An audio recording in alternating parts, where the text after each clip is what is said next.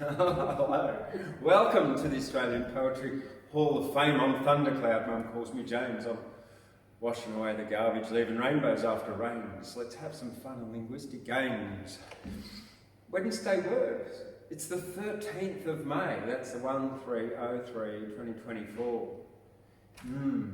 Happy birthday, Sally. You're not ever been really smelly. You're my sister, and I miss ya. Happy birthday, Sally.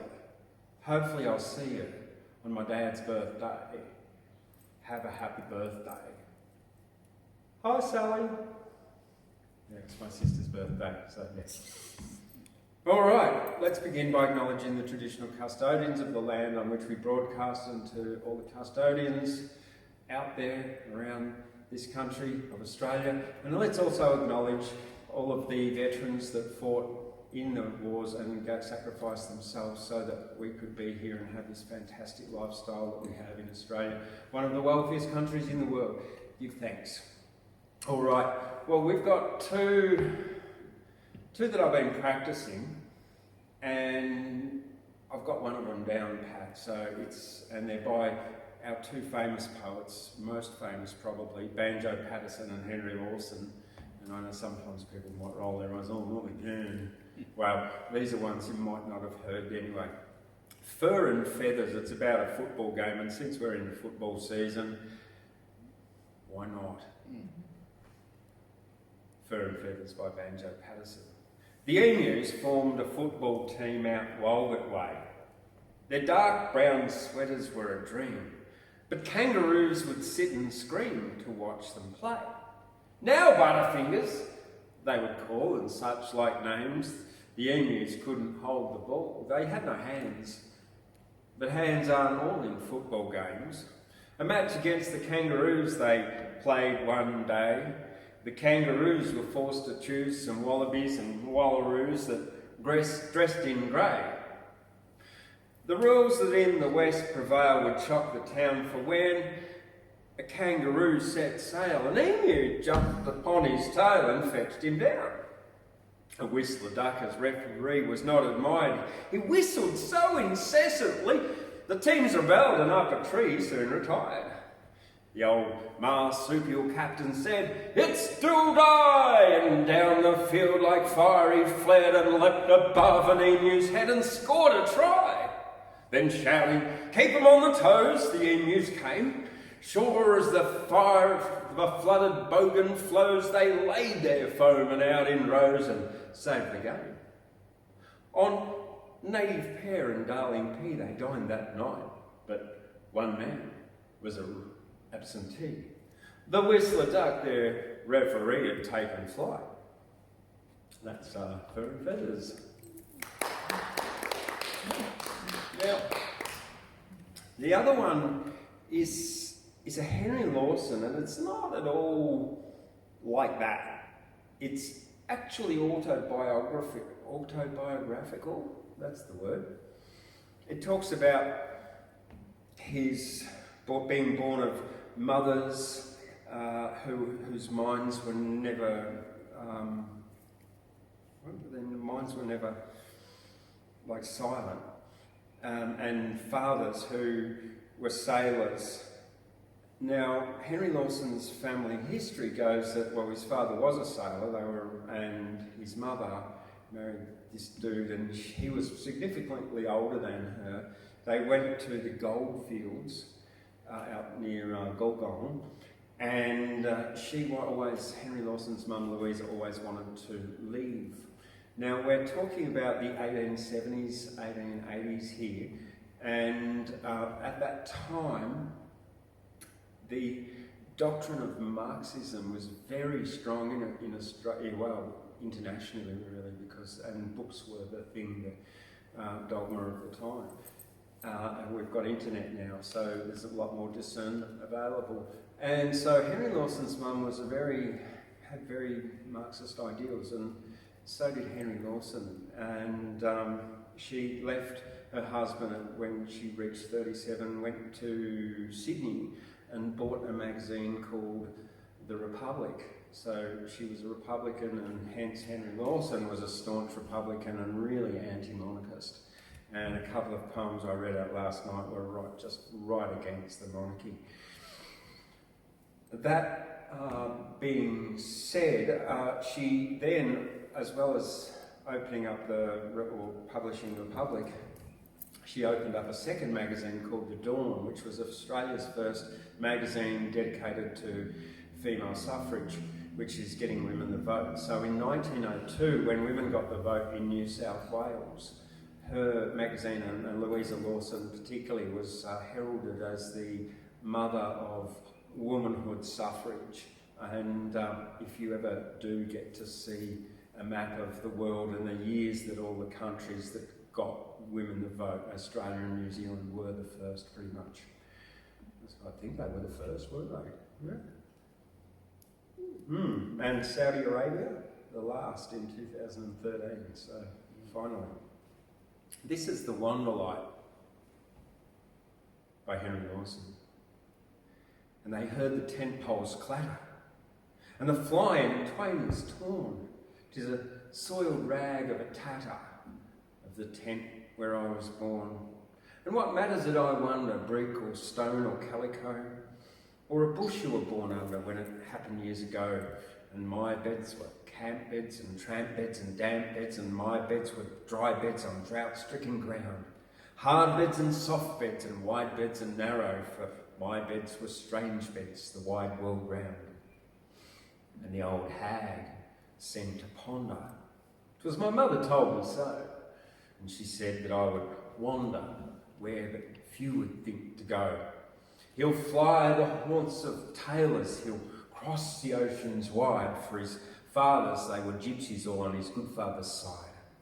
Behind me, before me, on my roads are stormy, the thunder of skies and the sea's sullen sound. The coaster or liner, the English or foreign, the stateroom or steerage, the wide world round. And the old hag, she seemed troubled as she bent above the bed. He'll dream things and he'll see things to come true when he's dead. He'll see things all too plainly, and his fellows will deride, for his mothers, they were gypsies, all on his good mother's side.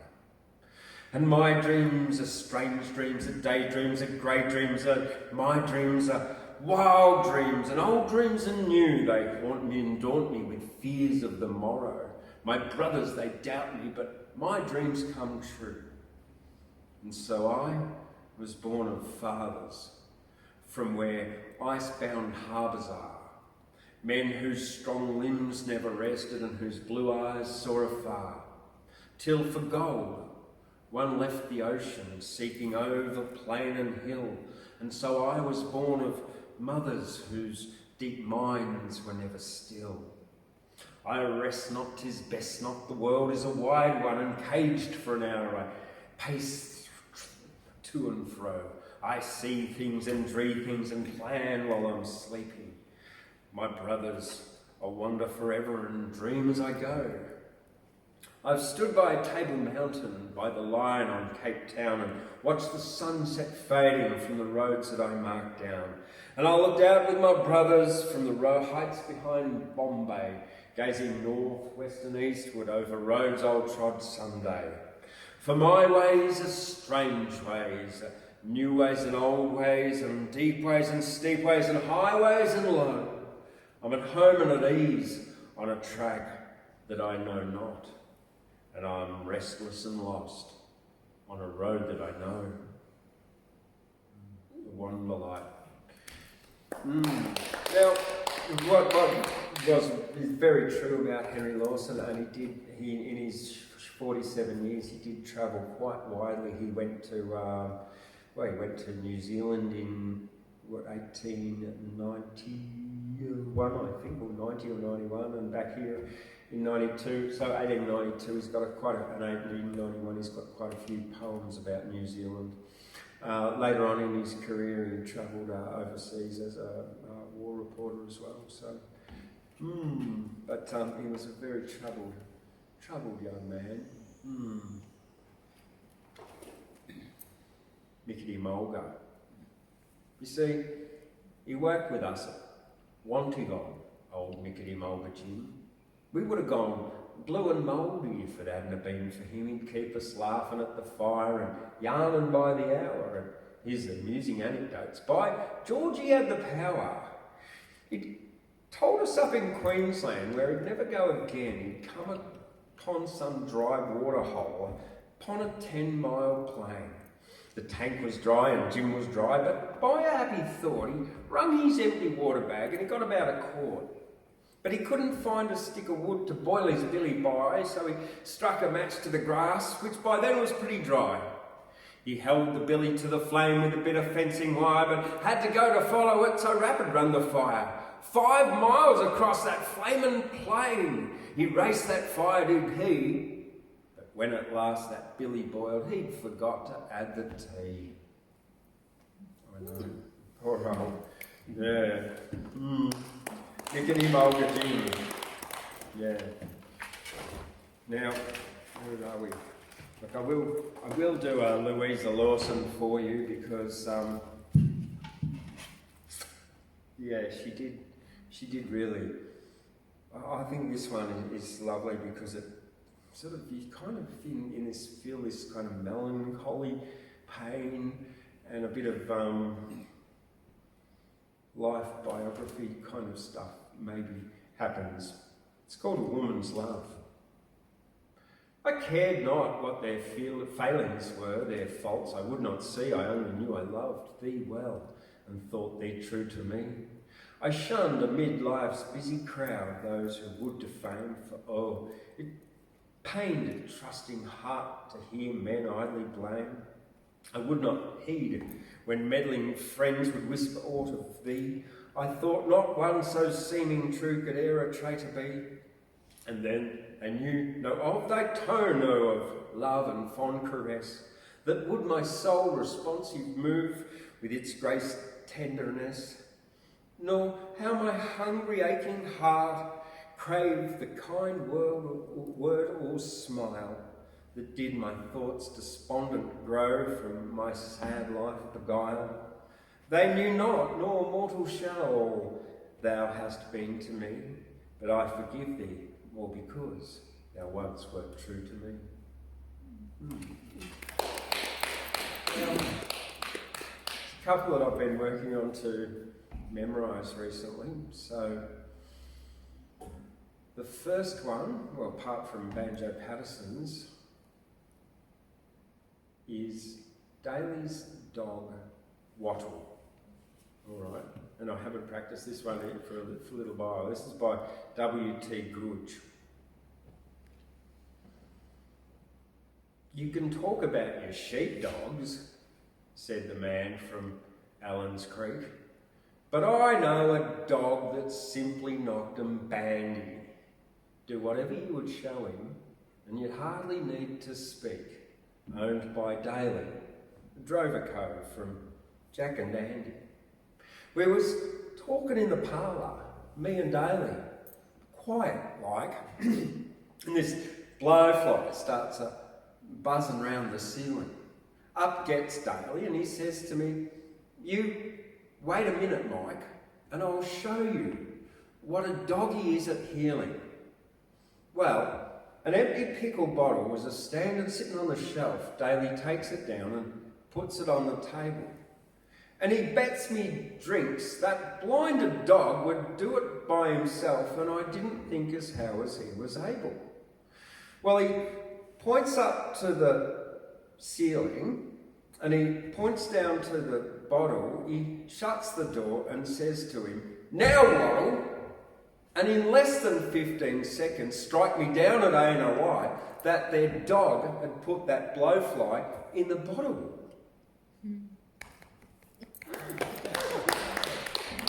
Amazing, yeah. W.T. Gooch, Goodge, his name was, that dude. And the next one is by, his name's Cole Wilson, but not Colin Bloody Wilson. This is Cole Wilson, Blue the Shearer. All right. This bloke in the doctor's surgery says, "Doc, I'm in pain. I've broke me who's a what's it. Can you straighten it again?" "Let me take a look," the doctor says. "Oh my, it does look sore. I've never seen a fellow with a broken one before. Can you tell me how you did it while I fix this plaster cast?" "Okay, Doc, I'll tell you, just straighten out me mast. It's all because this wife of mine, she's one-armed bandit mad. She plays the pokies day and night. She's really got it bad. I was in the bed at night, I awoke and thought, hello, she's got me by the gear shift and she's moving to and fro. But she's dreaming, playing pokies, gripping hard enough to choke it. For half an hour she kept it up, and in the end she broke it." "Half an hour," the doctor said. "It must have hurt like hell. She might have thought to let you go if you'd have thought to yell." "I couldn't," said the bloke. "The pain was murdering me loins, and anyway, my mouth was filled with 50 10-cent coins." That's called The Addict by Cole Wilson. So, Skye, would you like to come on up? All right.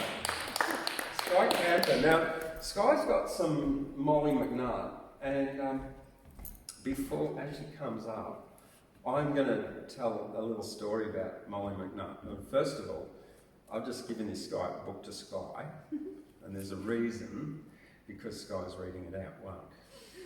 Mollie McNutt was born in what year?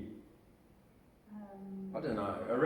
She was 18-something. She was a bit younger than Henry Lawson.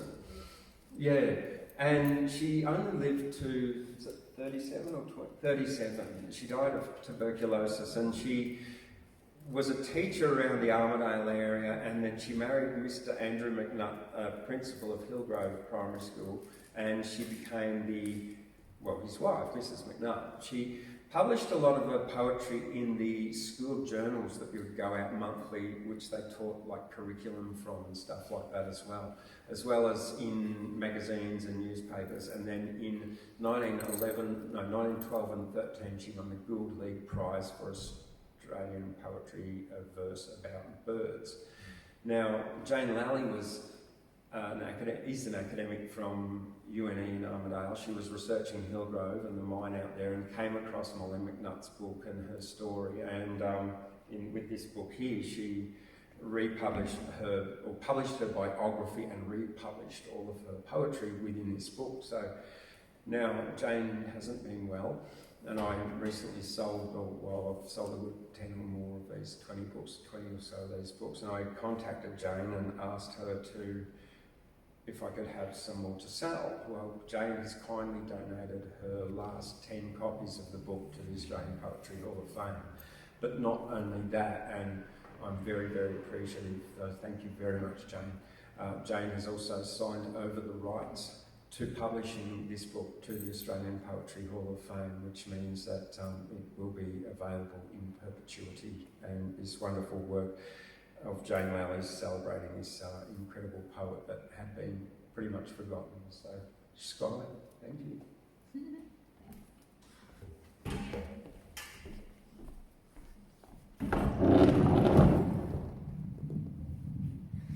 Oh, I thought that was thunder.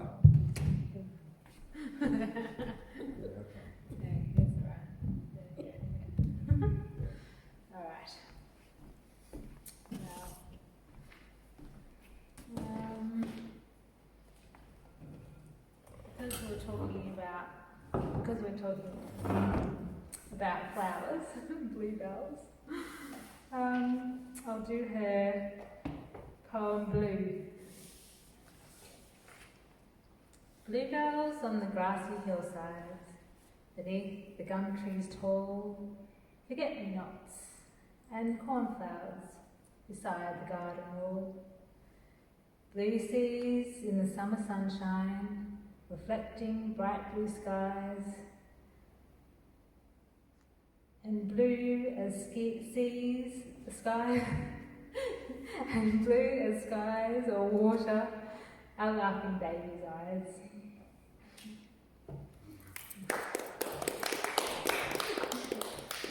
And I'll do her Buttercups.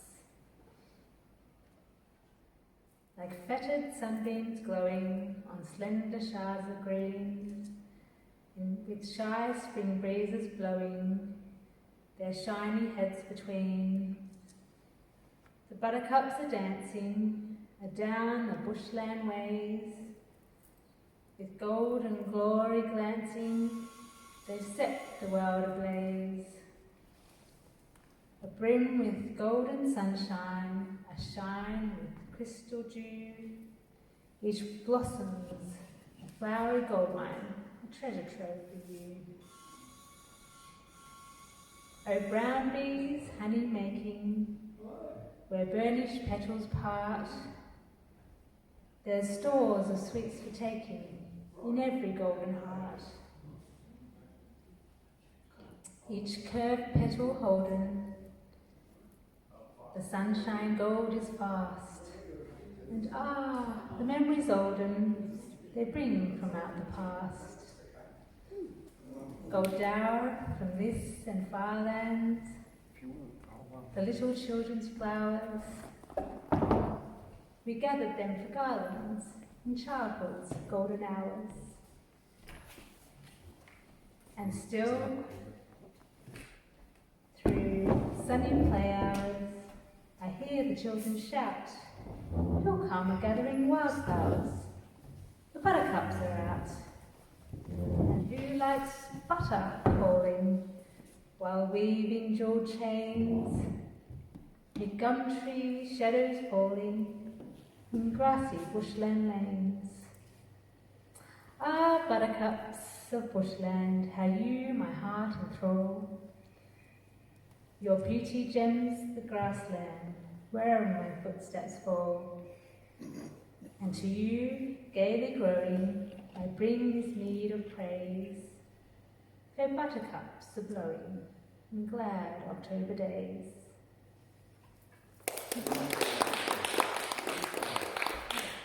Mollie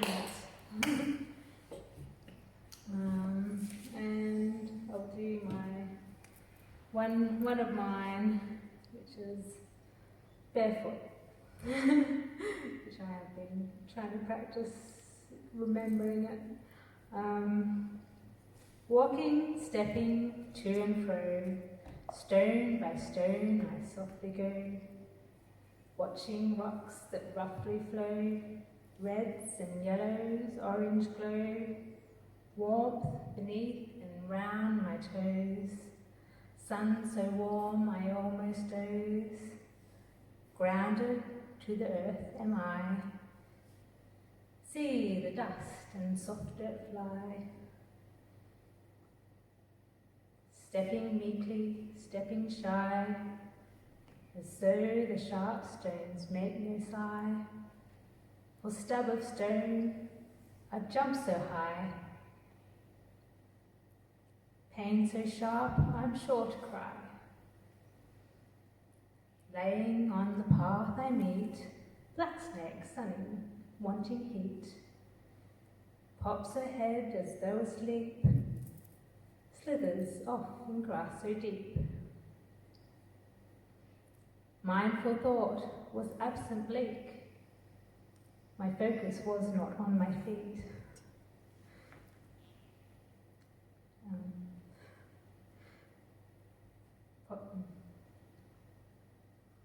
Walking barefoot out of beat, that stone shot up and loud I bleat, looking for a comfy seat. Beating down the sun it shone, or even with my bare shoes on, that stone would shoot up hard and strong.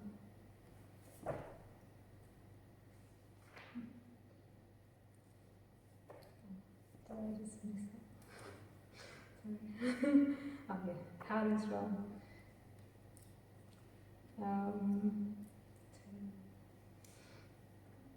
That stone would shoot up hard and strong, yelling, cursing, loud and long.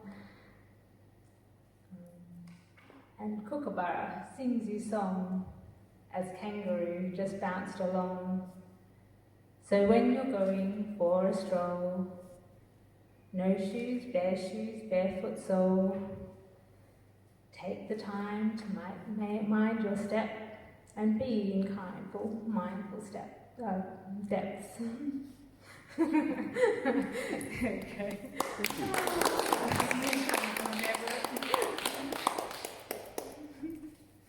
Ooh, okay.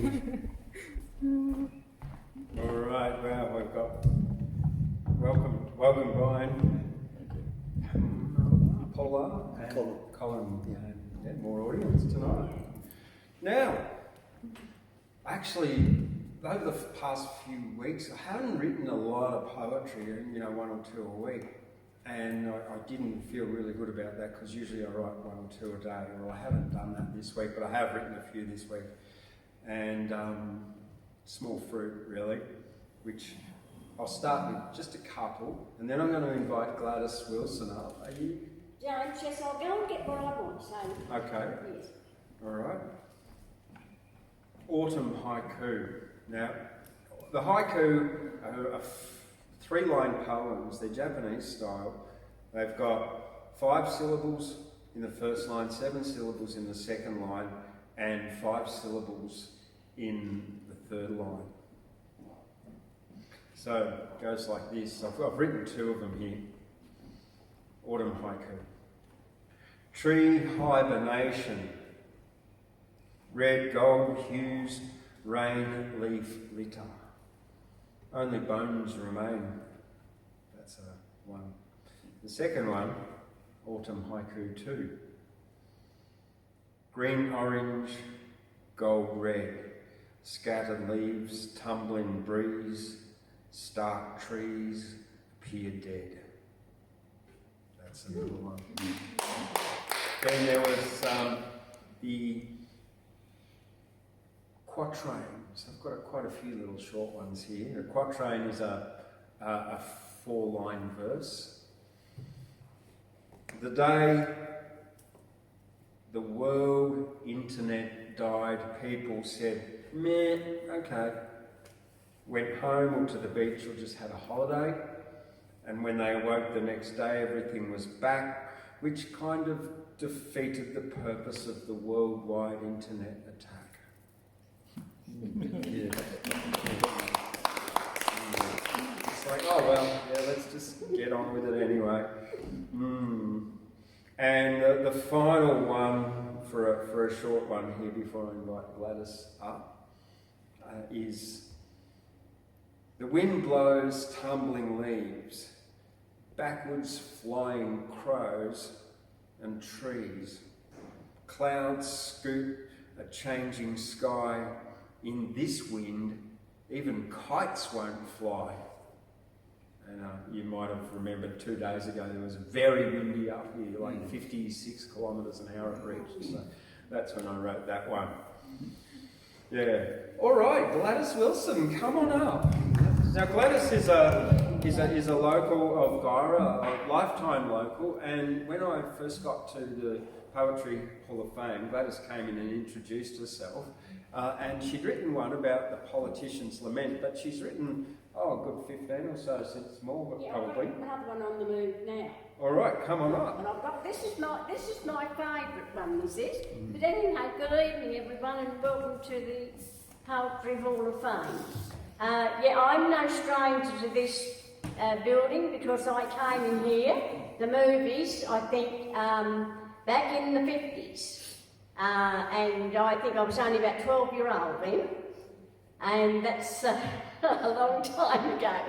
But anyway, James came here a stranger and opened up the Poetry Hall of Fame because I come in here and introduced myself, and so everything sort of started to move and happened, and of course then I started writing poetry. Yeah. But I've got this one here, and this is called The Gumtree's Lament. I am a precious old gum tree. I've stood here for more than 100 years or so, and faced all kinds of weather, with wind, rain and snow.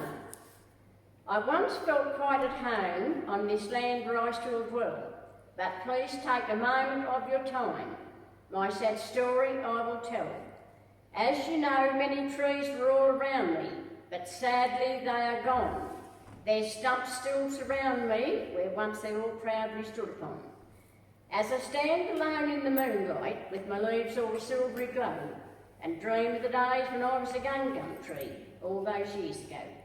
Back then, I stood so proud and tall, and was a treasure to behold, but the sound of chainsaws now just makes my sap run cold.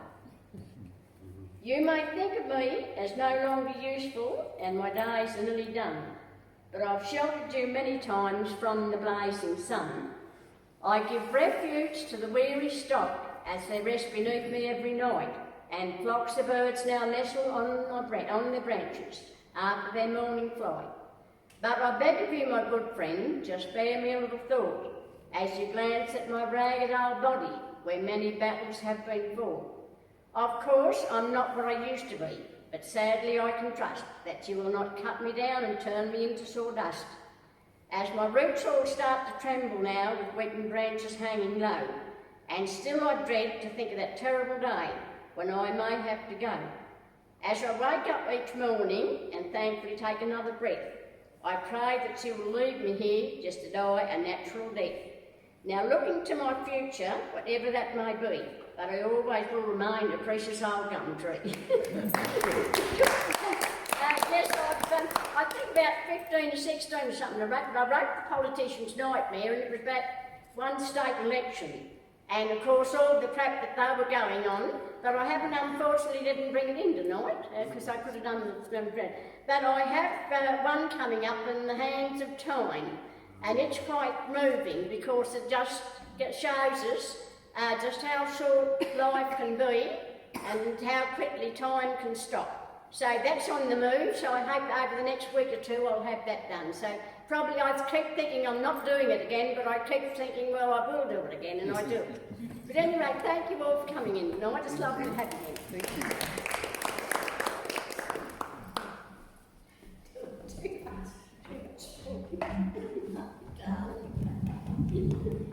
Well. Thank you very much, Gladys. That's really is a cracker of a poem, isn't it? Yeah. I don't suppose you brought anything to read out, did you, Brian? Yes. Awesome. Wow, that's fantastic. Even better. Okay. Even better. Well, we've got Brian Neville here all the way from Armidale tonight, so I've got a couple that I'll do quickly, and then Brian can jump on up. I've just lost where I was looking for all my photos. There they are.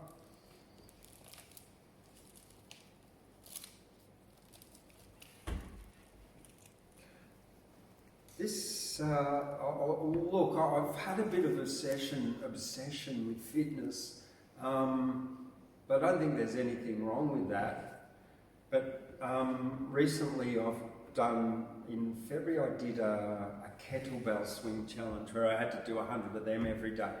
And then this month it's a sit-up challenge, and I've been doing 100 sit-ups every day. And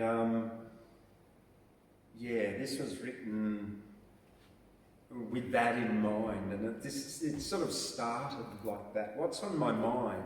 Because you know how Facebook asks what's on your mind. What's on my mind?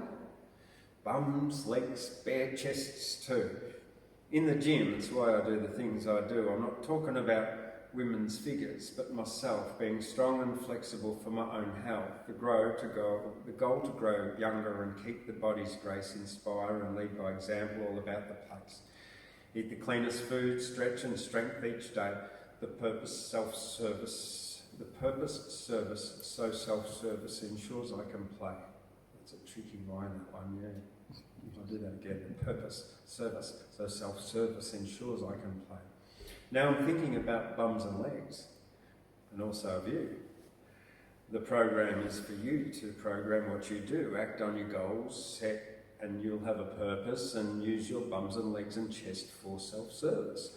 1 step, 2 steps and act with love to make a start. When you act from your heart, wisdom imparts. Kindness starts with kindness, so to self be kind. Change your program for new habits, health, happiness you'll find. Yeah, that was just something I did. And before Brian comes up, I've got one more. I didn't do small fruit. And because I had all these small poems, and I was supposed to do small fruit at the end of it, and then say, welcome Gladys, or Skye, because they're both small and they're both my favourite girls. Small fruit. Almost 4 years ago, I planted some strawberry runners, and each year I get a handful of small fruit. Small fruit tastes sweetest, dirt and all, organic, juicy, tasty, and small. That's true, actually. Yeah. That big flower. Brian Neville, all the way from Armidale. Yeah. You can pop this up if you. Thank you. There you go.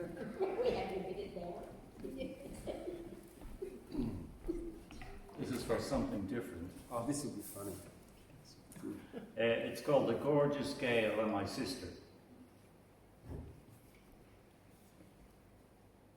It was my sister's warm hand gripping mine so tightly that helped me overcome my fear of crowds that day. The colourful tents were like pictures from my Rupert Bear book, and the sideshow with our flapping banners seemed to shout, welcome, but beware. Excitement and wonder was everywhere. I was 8 and my sister was 17. She dragged me through the dense, happy throng, and all the while she seemed lost in a dream. They say he sings better than Caruso and fights better than Dempsey, she kept repeating. Who's Caruso? I queried. There was a boy in my class called Tom Dempsey, but I couldn't think that why she would mention him. I could see her elbow disappearing around the next stall, and like a car in tow, I was dragged along towards the biggest tent in the park.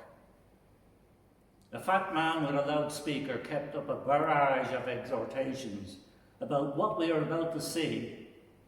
My sister bought the tickets. We sat on wooden planks. I felt an air of carnival and red everywhere. The tent filled up and the crowds with flushed red faces seemed to demand excitement for their tickets. The announcer from the middle of the ring promised them their wishes. He asked for contestants to try their boxing skill against Jack Doyle, the gorgeous Gale. I saw white bodies bloodied.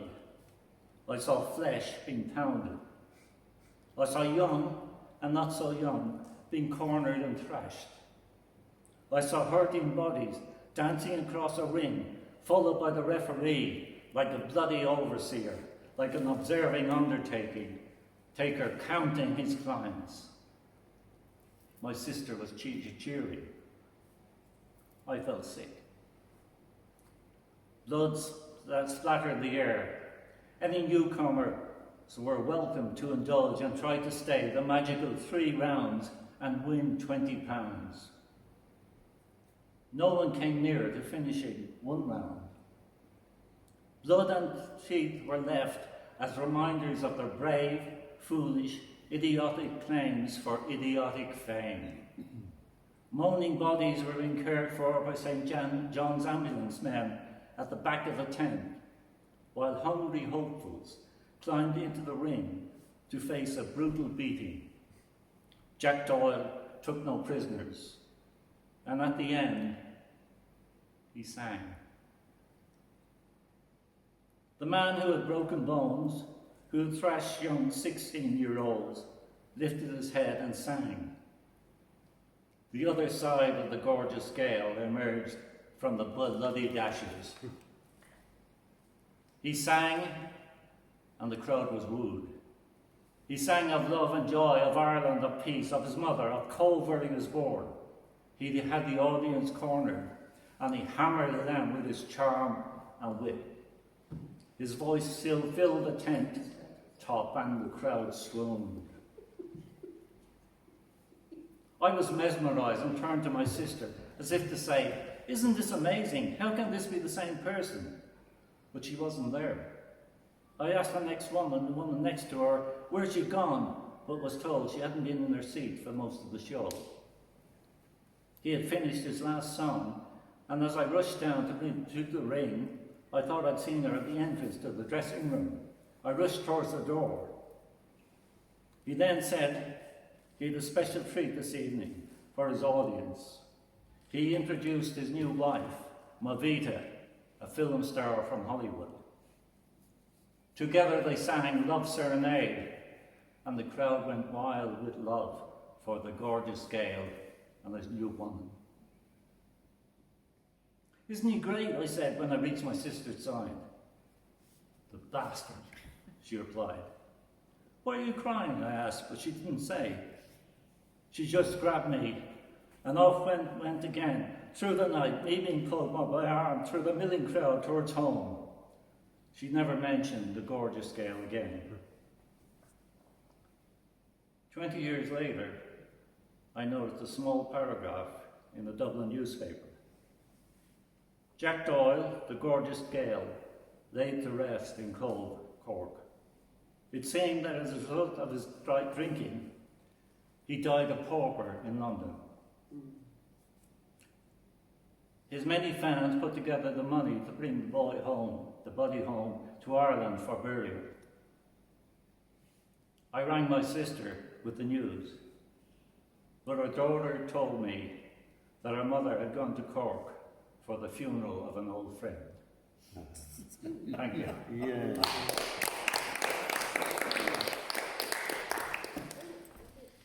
Right, I've got a few of my own to finish off the night, and which ones will and won't I do?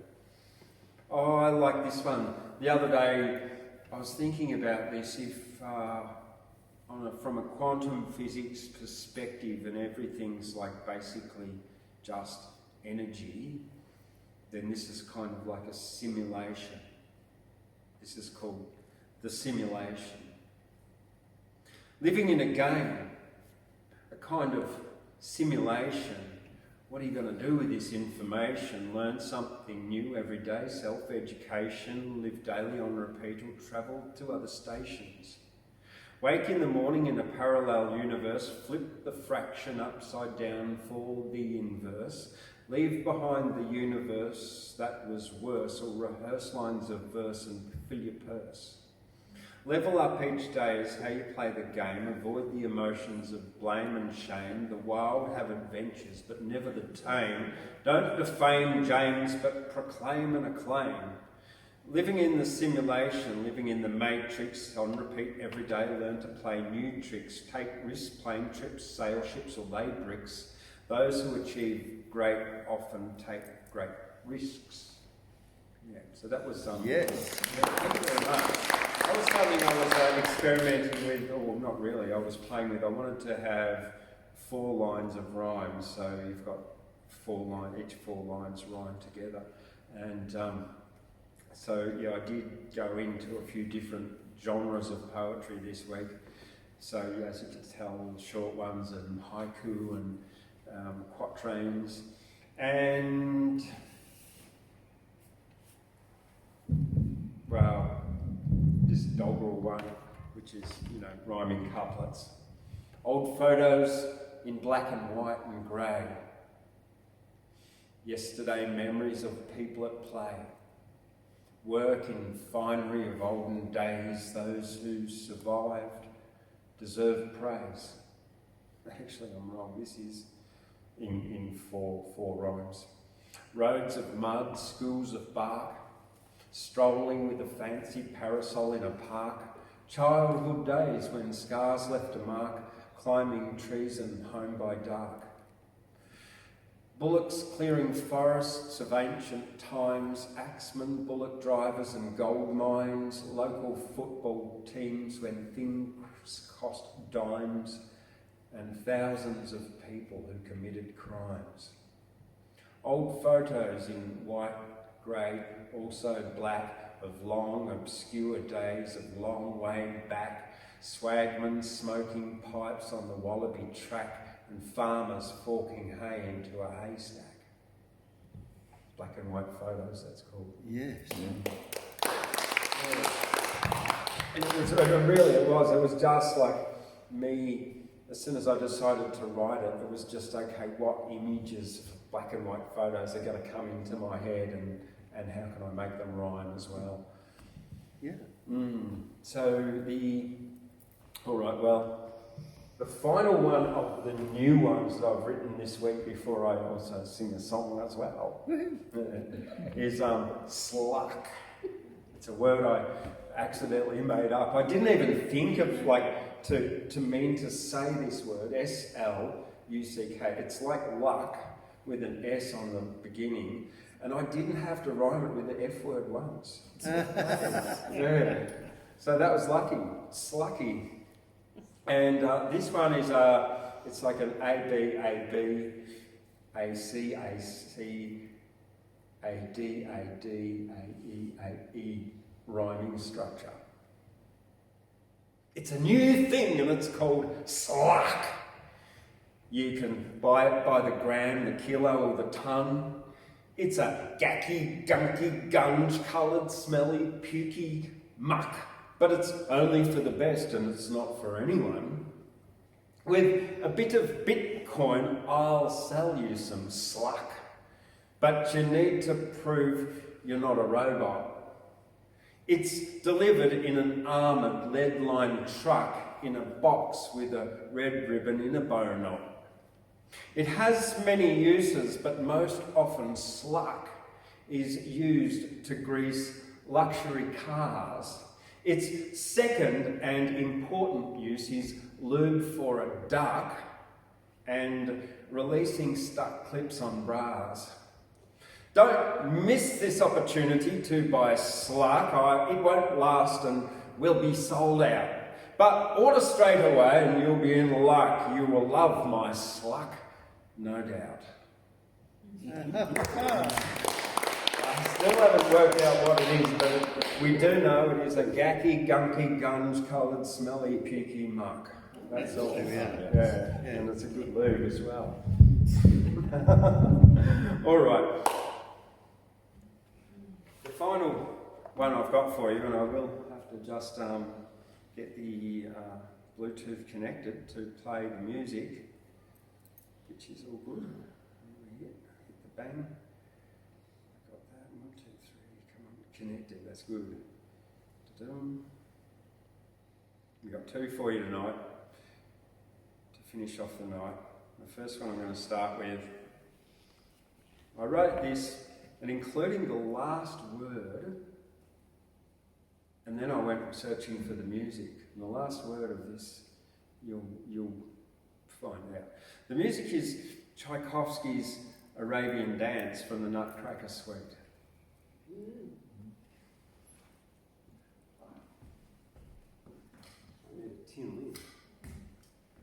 Now, hopefully there won't be too many YouTube ads at the beginning of this.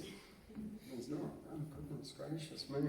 There's a 1 minute lead in till we get to the second lot of tambourines so that I time it right. And it's called Hillbilly Goat Farmer.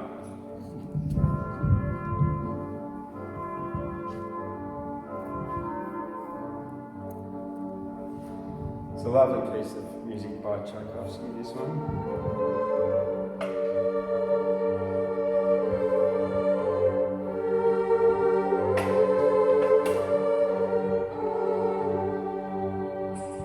There's the first tambourine.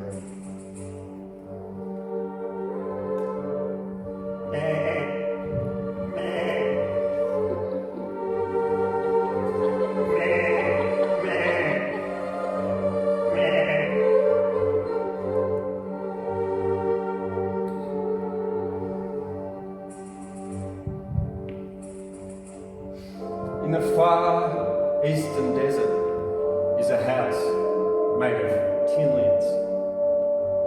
And a hillbilly goat farmer with 27 hillbilly goat kids. There's Alexis and Caden, Brian and Dave, Ed, Frank, Greg and Harry, the goat that's learned how to shave. And that hillbilly goat farmer said to Ignatius and Jim, "Where is Kim, Liam, Mary, Nola, Orville, Peter and Quentin?" "Man," Roger replied. "And they're with Sally and Tom, man, watching Ursula and Victor trying silly goat hats on." Warren piped up. He said, "I'm here with Xavier, Yolanda and Zachary, but number one is your favourite." The hillbilly goat farmer, in a house of tin lids, in the far eastern desert, with 27 hillbilly goat kids, said, "Well, when I ran out of letters, I wasn't sure what to do." Kid 27 was named 1, and 28 will be named 2. I'm a hillbilly goat farmer in a house of tin lids, and I keep a good eye on my hillbilly goat kids. And you know what? Number 29 will be named Tree, and 30, Tchaikovsky.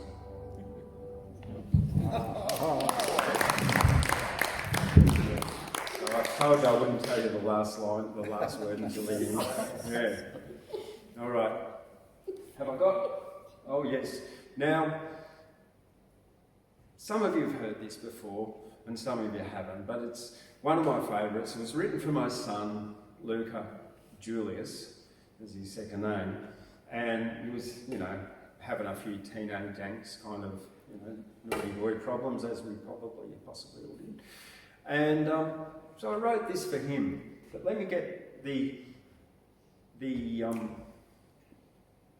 giraffe, because I need Julius. He's not just any giraffe. It's a special giraffe. It's a flying giraffe. The lounge sale ends this Sunday. To 50% off all lounges, sofas and recliners with over 2,000 styles and designs to choose from. Hurry, the A-Mount lounge sale ends Sunday. Alright, this is the music I'll be using is from YouTube, and it's a smooth guitar chill rap beat by Syndrome, a producer. And this is Julius, the flying giraffe.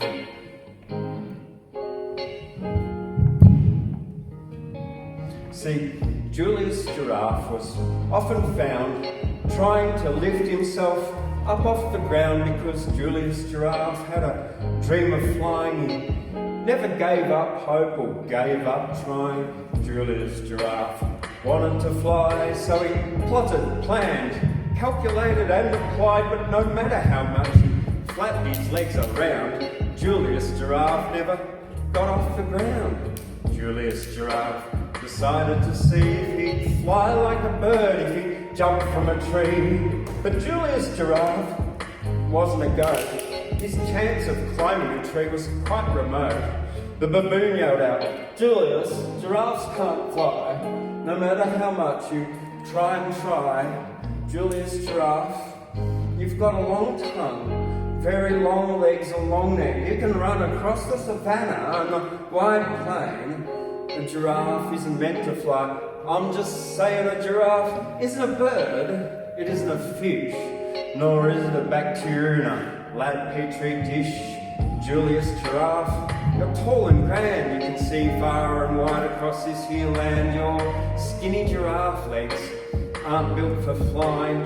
Give up on your dream before you die trying. Give up on your dream. Julius Giraffe wasn't looking out.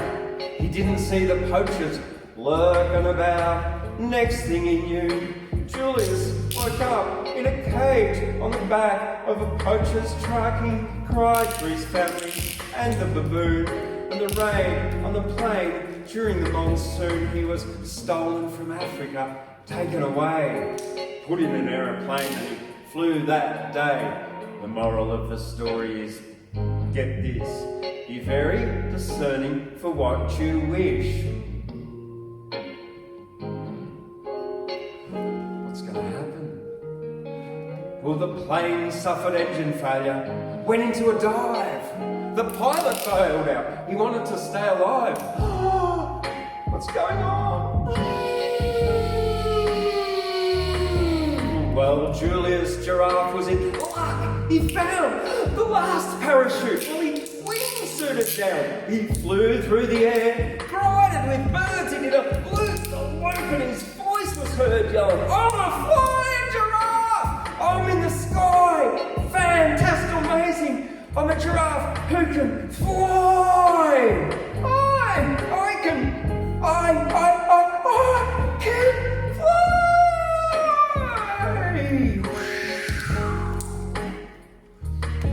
Well, he landed beside the baboon and the tree. I didn't give up hope on my dream and I flew free. It was unexpected. I didn't have to try. I never gave up hoping. I got to fly because I never gave up on my hopes or my dreams, and I come true in the most unexpected way it seems. I'm a flying giraffe. I didn't die. My dreams all came true. I flew in the sky, said Julius, the flying giraffe. He flew through the air, glided with birds, he did a loop-the-loop, and his voice was heard yelling, "I'm a flying giraffe! I'm in the sky! Fantastic, amazing, I'm a giraffe who can fly!" It was unexpected. I didn't have to try. I never gave up, and I got to fly! Yay! And that is in my book, Jan Bung's Peaceful Protest in Nimbin, which is available on Amazon. And since I'm doing advertisements, we've also got Glenn Ashton coming here on the 27th of April, August, March. No, that's this month. Oh my goodness, 2 weeks.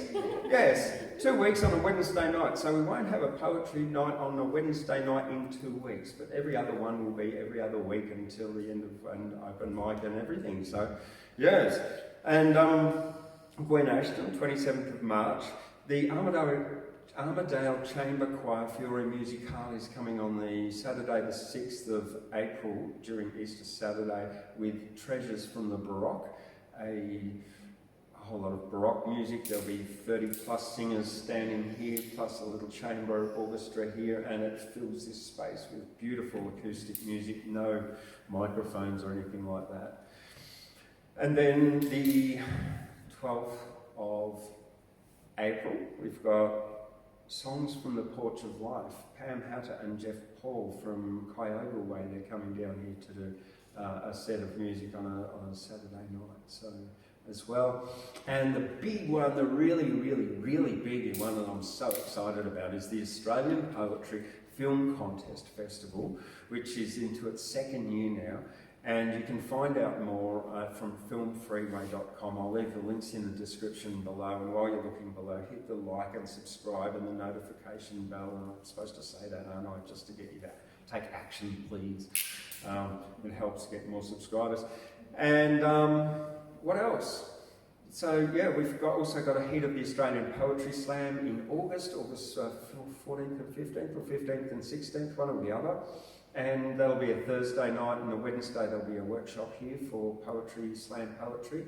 And that's the Australian Poetry Slams organised by Miles Merrill, who wrote that book that was read out the other night, that Slam Poets book and Armidale Poets. So, and I'm currently I've just put in a grant, hopefully, application to get a brand new sound system here and lighting so that musicians will be able to plug and play. You know, fingers crossed for me that we can get you know, the grant reading people are going to go, oh, that's a good idea, and those people up there in Gyra with a remote location deserve that.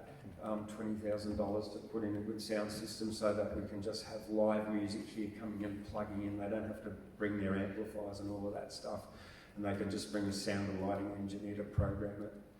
So fingers crossed for the Australian Poetry Hall of Fame getting that grant, please. And also I'm currently organising, Julius, yeah, that was when he flies without wings. And so the other one I'm also applying for is for the November festival here, Poets on the Mountain Festival.